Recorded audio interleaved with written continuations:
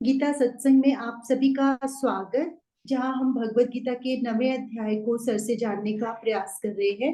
कल हमने श्लोक 4 और 5 के बारे में जाना। सर को प्रणाम और निवेदन कि आज के गीता सत्संग की शुरुआत करें।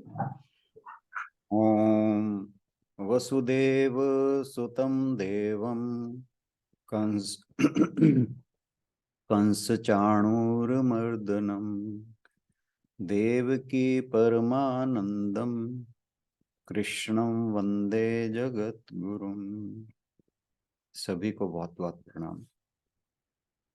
हम गीता जी के 9वें अध्याय पर चर्चा कर रहे हैं और कल हमने श्लोक नंबर 4 और 5 इन दो पर चर्चा की। भगवान जी ने इन दोनों श्लोकों में कहा था कि ये जो पूरा जगत है वो मेरे निराकार रूप से व्याप्त है और सभी प्राणी मुझ में ही स्थित हैं, लेकिन मैं उनमें स्थित नहीं। और फिर कहा कि वे प्राणी भी मेरे अंदर से स्थित नहीं है। पहले कह दिया चौथे श्लोक में कि सभी मेरे अंदर स्थित हैं, और 5वें में कह दिया कि प्राणी भी मेरे अंदर स्थित नहीं, और कहा कि मेरे इस ईश्वर संबंधी जो योग है या सामर्थ्य है उसको देख। संपूर्ण प्राणियों का उत्पन्न करने वाला और उनका धारण भरण पोषण करने वाला मेरा स्वरूप उन प्राणियों में स्थित नहीं है। तो भगवान जी ने यहाँ पर दो विरोधाभासी बातें कही हैं। पहले तो उन्होंने कह दिया कि सारे प्राणी मुझ में ही स्थित हैं, लेकिन मैं उनमें स्थित नहीं। फिर कहा कि प्राणी भी मेरे अंदर स्थित नहीं। तो इसको हमने एक कल बड़ी एक सिंपल सी एग्जांपल थी खंबे वाली, कि उससे ये एकदम क्लियर हो जाता है। इस पर फिर ज्यादा चिंतन मनन की जरूरत नहीं है। और वो थी कि जो कोई रात के अंधेरे में जैसे किसी व्यक्ति को भ्रम हो जाए कि वो जो एक रास्ते में खंबा है, पेड़ समझ लीजिए, कुछ भी समझ लीजिए, वो जो खंबा है वो खंबा ना हो करके भूत है। तो अब ये जो भूत है इसकी वास्तविकता खंबे के कारण है। भूत खंबे में तो है, लेकिन खंबा भूत में नहीं। क्योंकि अगर खंबा ना हो तो भूत का अस्तित्व नहीं है। इसीलिए हम कह रहे हैं कि भूत खंबे में है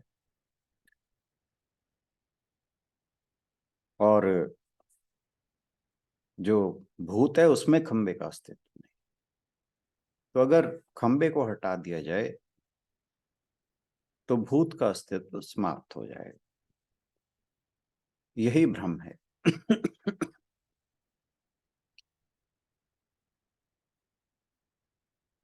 तो 5वें श्लोक में जो भगवान जी ने कहा था कि प्राणी मेरे अंदर नहीं, तो ये जो भूत था पहले तो आया कि वो खंबे में है और खंबे का भूत का आधार खंबा है।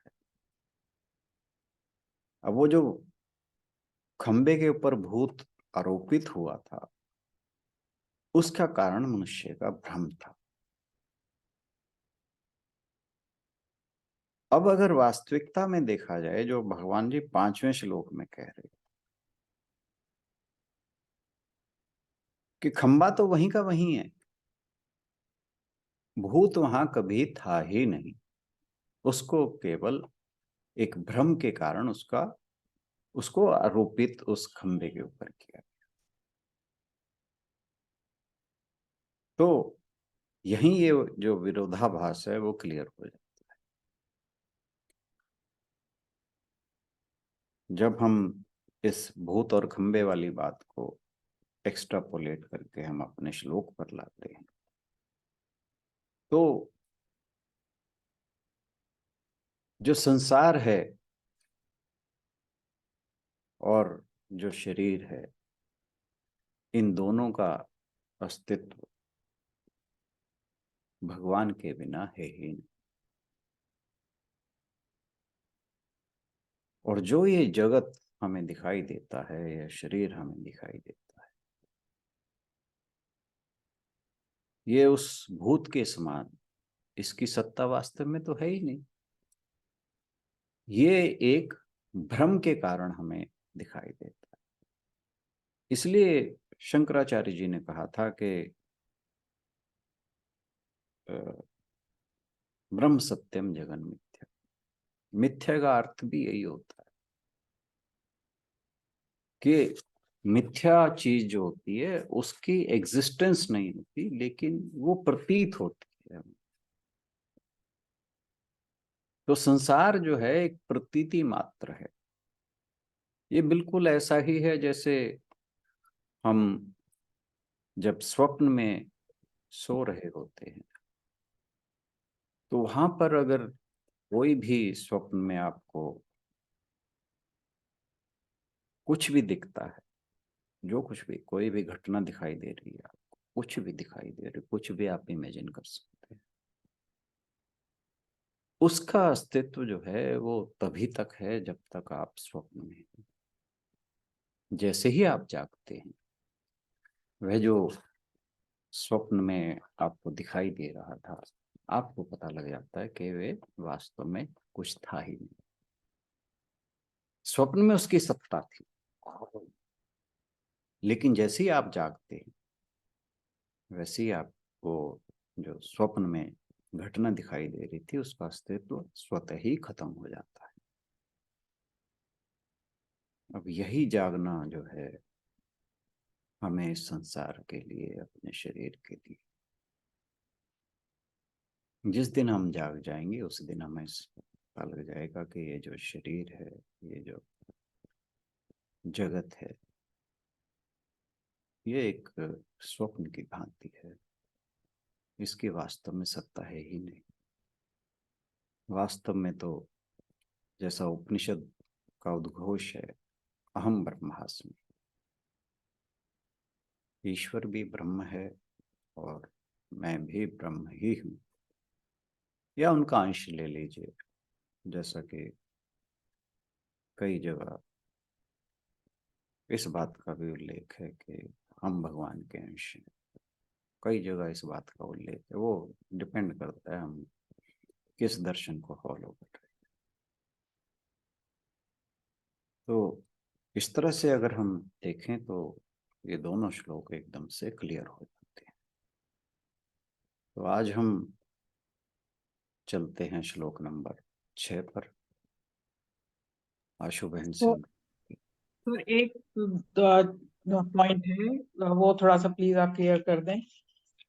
कल आपने एक हमें बताया था कि वी हम सिर्फ जो जड़ चेतन चीजें हैं हम वो देख सकते हैं, लेकिन हम उस सर्वोच्च चेतना जो असली सत्य है उसको हम नहीं देख सकते, क्योंकि वो हमारी ज्ञानेंद्रियों से परे है। हाँ जी, इसका फिर आपने कहा कि जो शाश्वत वास्तविकता ब्रह्म है वो मायावी दुनिया को आरोपित करते हैं। का क्या मतलब आरोपित करते हैं? मतलब जैसे ये क्या कहने पे? खंबे पे भूत आरोपित होता है, अच्छा। तो ये जो माया स्वरूप दुनिया है, जगत है, ये ब्रह्म के ऊपर आरोपित हो रहा है, जबकि इसकी ठीक सत्ता है ही नहीं। सत्ता तो वास्तव में ब्रह्म की है। ठीक है सर, ठीक है। क्लियर? एक चीज और थी हम्म कि हम जब आगे हम कर रहे थे तो आपने हमें बताया कि जैसे जैसे ये वास्तविकता और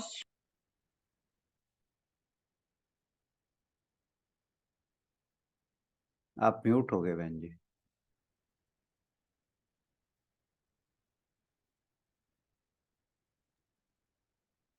सुनीता दीदी आप म्यूट हो। सर हमने क्या आपने बताया था ना कि जब ये वास्तविकता और सूक्ष्म होती चली जाती है तब वो समय और स्थान से परे हो जाती है। हाँ तो जी। ये हम यहाँ पे सूक्ष्म को किस चीज के साथ आइडेंटिफाई करेंगे? आप किसी भी चीज के लिए देख लीजिए आप, हम एक एग्जांपल ले लेते हैं पानी का। हाँ जी। पानी को जब हम बॉईल कर देते हैं हाँ जी। कि भाप बन जाती है तो वो सूक्ष्म हो जाती ठीक है सर। है ना। ठीक है। हाँ जी। पानी स्थूल रूप में हमें दिखाई देता है पर भाप नहीं दिखाई देता। ठीक है सर। स्थूल चीजें जो हैं उसे हमारे जो ज्ञान इंद्रियां हैं वो उसको पकड़ पाती हैं। ठीक है सर। जैसे जैसे हम सूक्ष्म, जो स्थूल से सूक्ष्म की ओर बढ़ते हैं, सूक्ष्म तर सूक्ष्म तम हो जाते हैं, फिर वो चीजें इन इंद्रियों की पकड़ से परे हो जाती हैं। ठीक है सर। ठीक है सर, बस सर ये 2 पॉइंट थे मेरे। ठीक है। Thank you sir. Thank you sir. Thank you. जी सर। छठा श्लोक। हाँ जी सर। यथाकाशस्थितो नित्यं वायुः सर्वत्र गो महान् तथा सर्वाणि भूतानि मत्स्थानीत्युपधारय। जैसे आकाश से उत्पन्न सर्वत्र विचरने वाला महान वायु सदा आकाश में ही स्थित है, वैसे ही मेरे संकल्प द्वारा उत्पन्न होने से संपूर्ण प्राणी मुझ में ही स्थित हैं, ऐसा जान। तो यहाँ पर जो इससे पहले के जो 2 श्लोक थे उनमें भगवान ने कहा था कि मुझ में सभी चराचर है। अब उसी का एक, ये कह लीजिए, दृष्टांत या एग्जाम्पल भगवान जी इस श्लोक के माध्यम से दे रहे हैं ताकि हमें चीजें और क्लियर हो जाएं। तो इस दृष्टांत के माध्यम से जो आकाश का दृष्टांत भगवान जी ने यहाँ लिया है कि जैसे आकाश से उत्पन्न, तो यहाँ भगवान जी ने आकाश का दृष्टांत लिया है और उस आकाश के दृष्टांत से अपने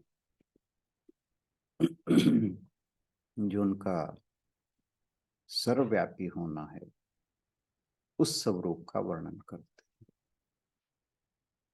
एक सामान्य बुद्धि के लिए इस विचार को समझना वास्तव में कठिन है कि एक शक्ति जो हर जगह मौजूद है, हर चीज को अपने अंदर मौजूद होने की इजाजत देती है, लेकिन साथ ही वह अपने आप में मौजूदा चीजों से प्रभावित नहीं होती है।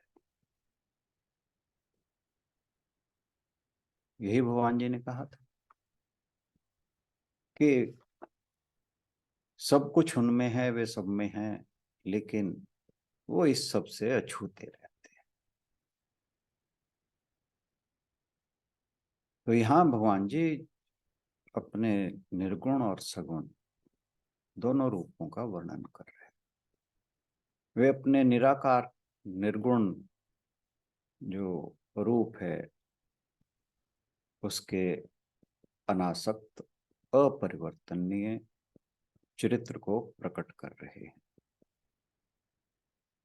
आकाश के माध्यम से। जैसे आकाश हर जगह फैला हुआ है, हर जगह व्याप्त है, उसी तरह भगवान का निराकार निर्गुण रूप है, वो अनासक्त है, यानी असंग है, किसी के साथ किसी को छूता नहीं है, अपरिवर्तन, उसमें कुछ परिवर्तन नहीं है, उस चरित्र को प्रकट कर रहा है। परमात्मा अव्यक्त है, वह व्यक्त जगत को कैसे उत्पन्न कर सकता है? जो चीज अव्यक्त है वो व्यक्त को कैसे उत्पन्न कर रही है?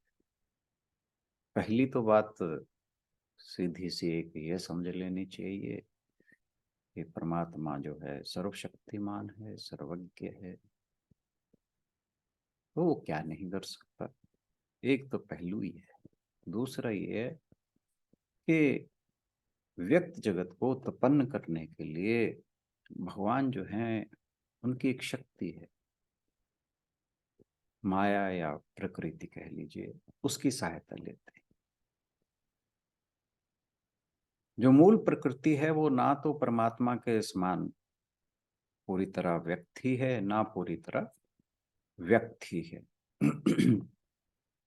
जैसे पंच महाभूत हैं, वे पूरी तरह व्यक्त है, लेकिन जो ये भगवान जी की शक्ति है ये पूरी तरह व्यक्त नहीं है और ना ही पूरी तरह अव्यक्त है। तो यह प्रकृति माया है। जैसे शक्तिमान से भिन्न नहीं होती, यानी शक्तिमान का अर्थ जो उस शक्ति का मालिक है उससे अलग नहीं होती। प्रकृति अथवा माया वे भी मायापति से अलग नहीं है, यानी ईश्वर से अलग नहीं। परमात्मा स्वयं तो कूटस्थ हैं, यानी निर्विकार हैं, लेकिन वह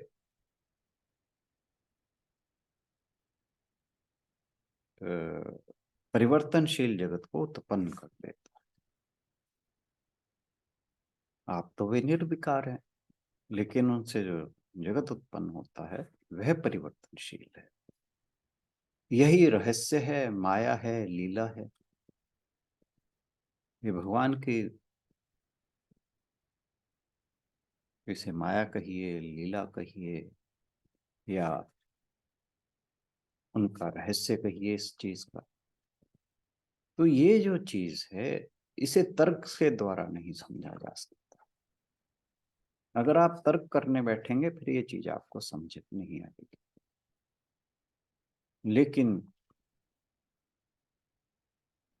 हमारे ऋषि मुनियों ने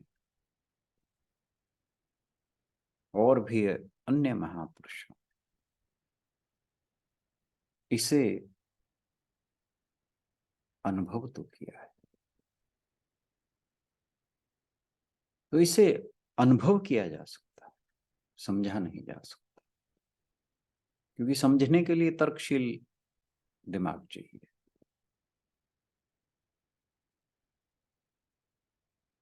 हवा जो है वो आकाश में हर जगह चलती, आकाश में मौजूद है, उसके द्वारा समर्थित है। अंतरिक्ष फिर भी जो हवा है वो अंतरिक्ष पर कोई सीमा नहीं बांध सकती। आकाश असीमित है और जो आकाश है उस हवा को धारण तो करता है, लेकिन उसके द्वारा छुआ नहीं जा सकता, उससे असंग है। ये जो चीज है ये सेल्फ और नॉन सेल्फ, इसके बीच के रिलेशन को बताता है। जब हवा चलती है तो पेड़ पौधे तो हिलते हैं, लेकिन अंतरिक्ष नहीं हिलता। हवा का कोई भी गुण अंतरिक्ष का गुण नहीं। एक समान निराकार, क्रियाहीन, अनंत, अनासक्त और अपरिवर्तनीय, तो ये आकाश का गुण है। वायु की तरह सभी प्राणी ईश्वर से उत्पन्न होते हैं, ईश्वर में निवास करते हैं और वापस उसी में विलीन हो जाते हैं। तैत्तिरीय उपनिषद में कहा गया है कि इन्हीं परमात्मा के भय से पवन नियमानुसार चलता है, सूर्य ठीक समय पर उदय और अस्त होता है, तथा इन्हीं के भय से अग्नि, इंद्र और पांचवा मृत्युदेव अपना अपना कार्य सुव्यवस्थित रूप से करते हैं। इस बारे में तैत्तिरीय उपनिषद के अतिरिक्त कठोपनिषद और बृहदारण्यक उपनिषद इनमें भी आया है। कठोपनिषद में कहा है कि भगवान के भय से ही अग्नि तपती है, सूर्य समय से तपता है, इन्हीं के भय से इंद्र, वायु, मृत्यु देवता दौड़ दौड़ कर अपने कामों को, जैसे जल बरसाना, प्राणियों को जीवन शक्ति प्रदान करना, जीवों के शरीरों का अंत करना, ये सब कार्य करते हैं। और बृहदारण्यक उपनिषद में महर्षि याज्ञवल्क्य, वे गार्गी से, जो गार्गी और उनके बीच का संवाद था, उसमें गार्गी से कहते हैं कि हे गार्गी, इस अक्षर ब्रह्म के प्रशासन में ही सूर्य और चंद्रमा धारण किए हुए हैं। इस प्रकार सभी चराचर भगवान में स्थित है। हमने दूसरे अध्याय में स्थित प्रज्ञ की चर्चा की थी। एक स्थित प्रज्ञ कर्म से विचलित हुए बिना अविचल भाव से कर्म कर सकता है। वो कर्म करता है, लेकिन कर्मों में उसकी ना तो आसक्ति है, ना कर्म के फल में आसक्ति है, ना वह कर्म से प्रभावित होता है। कर्म उसकी परिधि पर घटित होते रहते हैं, किंतु केंद्र में वह कूटस्थ बना रहता है। उसके द्वारा सारे कार्य हो रहे हैं, क्योंकि आपको ध्यान होगा, ये बात आई थी कि भगवान जी कहते हैं कि बिना कर्म किए कोई नहीं रह सकता। तो उसके द्वारा काम तो सारे हो रहे हैं, लेकिन उसके अंतःकरण जो है उन सभी कर्मों से अलिप्त है। इसीलिए कहा कि वो केंद्र में कूटस्थ बना रहता है, यानी उसमें केंद्र में, उसके अंतःकरण में कोई विकार उत्पन्न नहीं हो। लेकिन जो अज्ञानी है, उन्हें लगता है कि वह कर रहा है, वह कर्म कर रहा है, भोग भी रहा है, किंतु वास्तव में ना वह करता है ना भोगता, वह केवल दृष्टा है। इसलिए स्थित प्रज्ञ के कर्म भी अकर्म कहे जाते हैं। यदि एक जीव के लिए, जो कि यहाँ पर स्थित प्रज्ञ कहा गया है, उसके लिए यह संभव है, तो परमात्मा के लिए यह संभव क्यों नहीं होगा?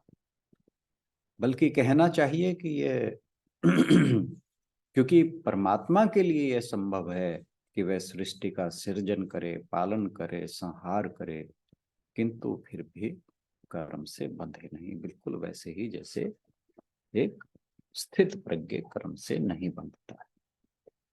इसलिए परमात्मा के अंशभूत जीव के लिए भी यह संभव है कि वह सब कर्तव्य कर्म करने पर भी कर्मों से ना बंधे।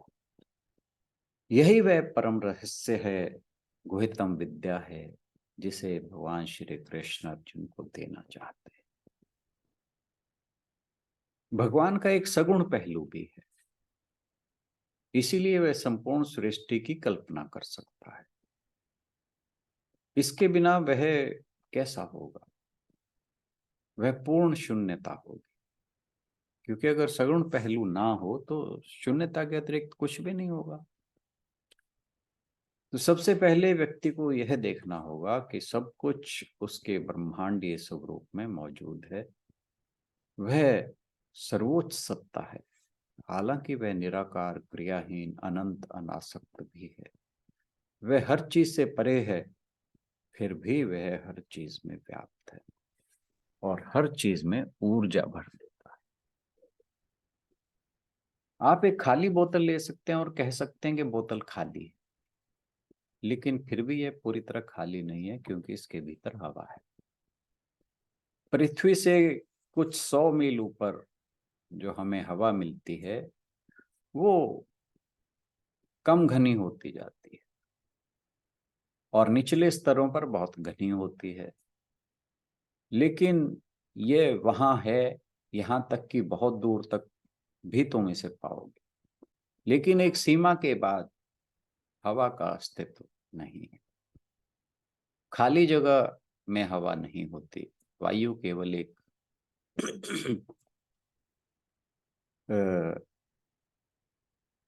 जो पृथ्वी का वातावरण है उसमें ही हो सकती है।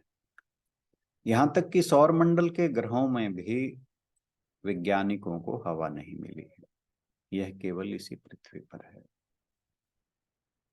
यथाकाश स्थितो नित्यम वायु सर्वत्र गो महान, बिल्कुल हवा की तरह जो सर्वत्र है, जो हर जगह जाती है और महान है।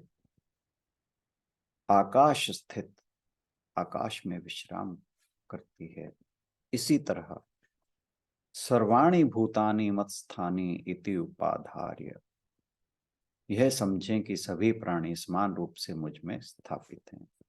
बिल्कुल वैसे ही जैसे वायु सर्वत्र घूम रही है, आकाश में स्थापित है, वैसे ही सभी प्राणी मुझ में स्थापित हैं। और इस बात को आप ठीक से समझें। अवधार्य अवधराय, अवधार्य नहीं, चेक करना पड़ेगा, धार्य है।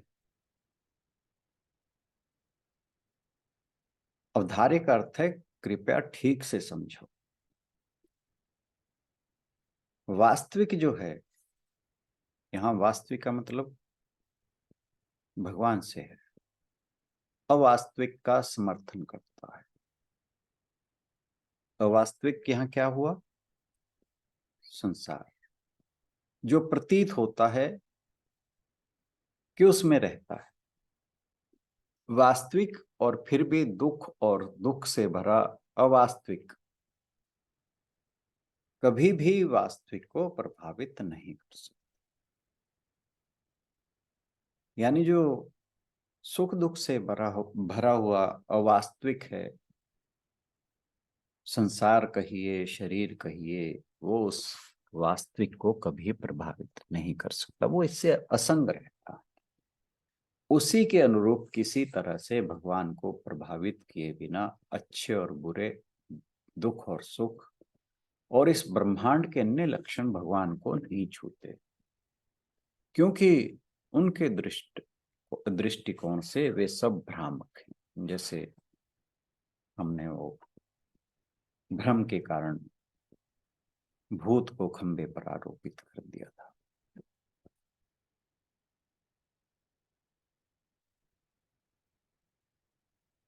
जिस प्रकार प्रकाश उसकी सहायता से किए गए अच्छे या बुरे कार्य से प्रभावित नहीं होता, पर जहां प्रकाश है उस प्रकाश के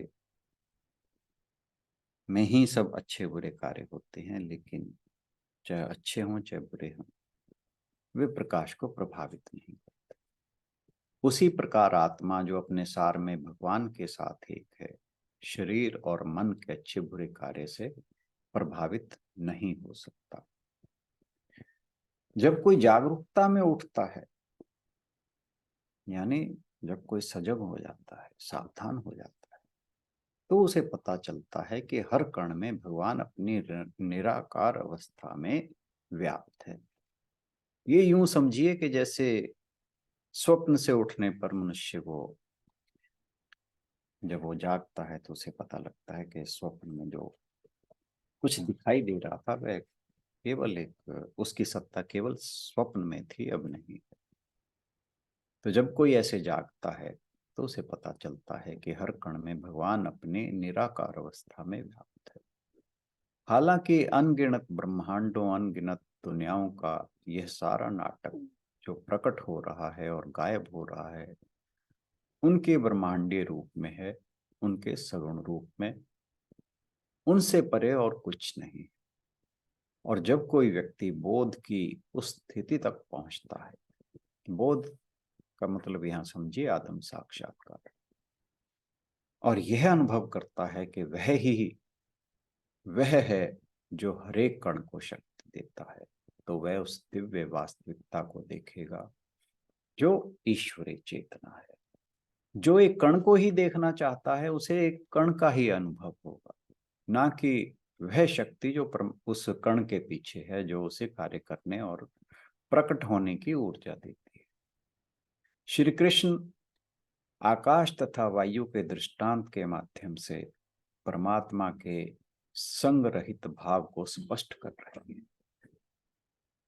परमार्थ दृष्टि से तो जगत का नित्य अस्तित्व है ही नहीं, तथा वह स्वप्नवत असत है। परमात्मा के अलौकिक कर्म और महिमा का वर्णन अल्प बुद्धि मनुष्य नहीं कर सकता, तथा उनकी कृपा से ही उनकी महिमा का आभास होता है। स्वामी रामकृष्ण परमहंस कहते हैं कि यद्यपि वायु अच्छी और बुरी गंध को समान रूप से वहन करती है, फिर भी वह उन दोनों से अप्रभावित रहती है। इस ज्ञान में पार ब्रह्म अभूतपूर्व ब्रह्मांड से अप्रभावित है। आज के लिए इतना ही। बहुत बहुत धन्यवाद।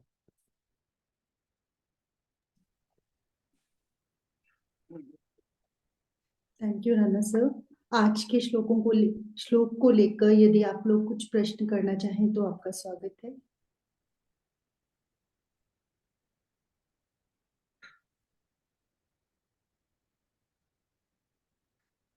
चलिए फिर इसी के साथ समापन की ओर बढ़ते हैं।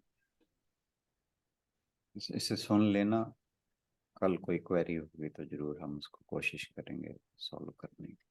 हाँ जी सर, ये तीनों थोड़े से डिफिकल्ट हैं, 4-5 डिफिकल्ट नहीं है, वो खंबे वाली एग्जांपल लो ना, तुरंत क्लियर होती है बात, ज्यादा सोचने की फिर जरूरत ही नहीं पड़ती। मैं भी काफी देर परेशान रहा जब इनको पढ़ रहा था, लेकिन जब वो एग्जांपल पढ़ी तो फिर सब कुछ क्लियर हो गया। सर एक वो समुंदर और लहर वाली एग्जांपल, वो उससे मुझे काफी क्लियर हुआ। हाँ वो भी ठीक है, बिल्कुल सही है। समुंदर लहर समझ लीजिए, सोना और गहने समझ लीजिए, कुछ भी समझ लीजिए, जहां से भी आपको क्लैरिटी होती है बात है थोड़ा सर डीप है सारे श्लोक ना, थोड़ा एक बार क्लियर हो जाए अच्छी तरह से। अभी पूरी तरह से तो नहीं हुए, पर दोबारा फिर सुनेंगे कल।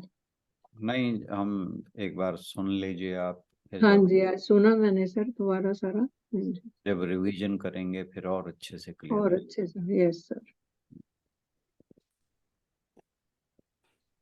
अब के ये तीनों श्लोक आपसे ही रिवाइज कराएंगे।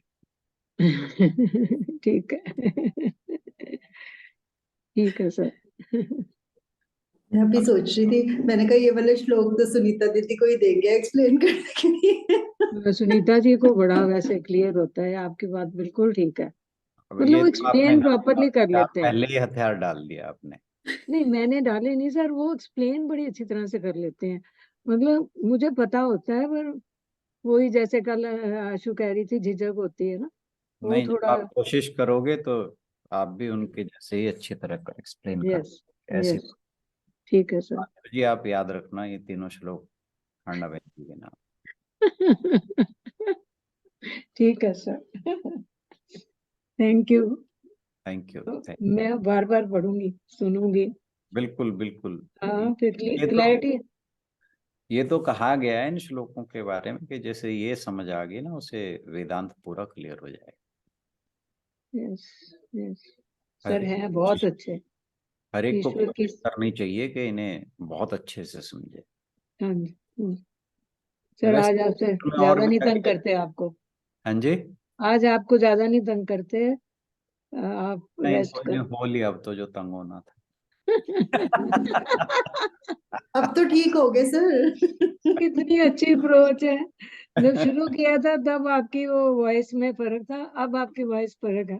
तो तब मैं करा के ही आया था ना एकदम हाँ से। जी सर हाँ। 7वां श्लोक भी ले जाओ और ठीक हो जाओगे। कर लेंगे सर, कल 7 और 8 लेंगे। मैं पहले 6-7 कह रहा था, नहीं 7-8 हैं जो कंबाइंड लेने पड़ेंगे। परहैप्स चेक करना पड़ेगा फिर। कोई नहीं सर। चलिए करेंगे समापन। जी सर।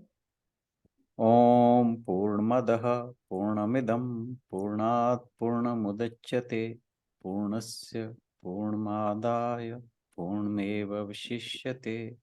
ओम शांति शांति शांति।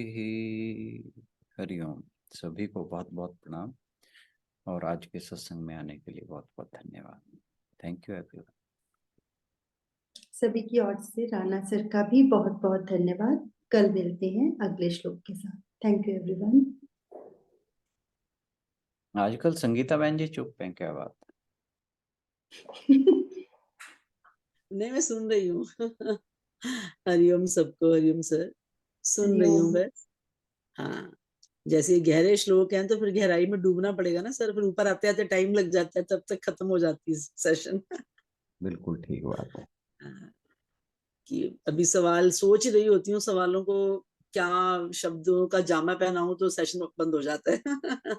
हाँ, तो एक सर बात कहूंगी, एक बार किसी ने ऐसे बोला इसी इन्हीं श्लोकों को लेकर, जैसे स्वामी जी से बात हुई तो सब में परमात्मा ही है, तो घर में कोई गुस्सा हो तो आज बोलो कि भगवान का मूड ऑफ है आज। कोई गुस्से में है, कोई वैसे ही चिड़चिड़े रूप में है, तो कहते और सर मैंने किया जब एक्सपेरिमेंट तो सच में हंसी आ गई, और मतलब वाकई वो कहते ये जब सब में परमात्मा देख रहे हो तो ये देखो कि भाई अगर में कोई कुछ हो गया तो बोलो भैया आज भगवान का मूड ऑफ है। तो बड़ा अच्छा लाइट हो जाता है इंसान, वाकई सही बात है तो वही है सब जगह, बट वही वो पानी और तरंग वाली बात है सर, वही ना, तरंग को अलग देखेंगे, लहर को, तो वो ज्ञान है कि देखो संसार पानी में तरंग है, तरंग में पानी है, और जब ये पता चल जाएगा तरंग में भी पानी है, पानी ही पानी है, वो विज्ञान है, वो मतलब जानने की बात होगी ना उसको, मतलब तो ऐसे ही है कि सब में परमात्मा है और परमात्मा में हम सब हैं, ये तो एक हो गया, और परमात्मा ही परमात्मा है सब जगह, ये यहाँ तक पहुंचना अनुभव की बात है। यहाँ ही यहीं पहुंचने की जरूरत है। ये अनुभव की बात है, और अनुभव जो है वो फिर करने से ही होता है। वो तो अंदर उतरने से होगा। हाँ, करने से ही होता है। मैं ना एक छोटी सी चीज अभी पढ़ रही थी, बहुत अच्छा लगा मेरे को, मैं इससे रिलेटेड तो नहीं है पर अगर टाइम है तो मैं शेयर करती हूँ, है टाइम थोड़ा सा? कोई नहीं, थोड़ा सा। नहीं आई मीन मैं ऐसे रात को पढ़ रही थी तो मुझे बहुत अच्छी लगी सर। ये ना चीन के एक, चाइना के बहुत फेमस संत हुए हैं लाओत्से, हम्म। तो